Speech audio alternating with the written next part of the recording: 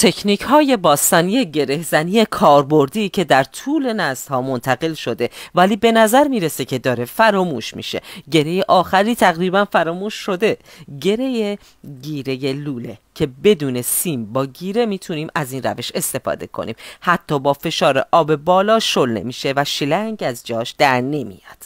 گره نردبان یه گره راحت و قابل اعتماد که برای کوهنوردی عالیه. برای پله زدن و بالا رفتن از ارتفاع کاربرد داره، قابل استفاده موقت به عنوان نردبان.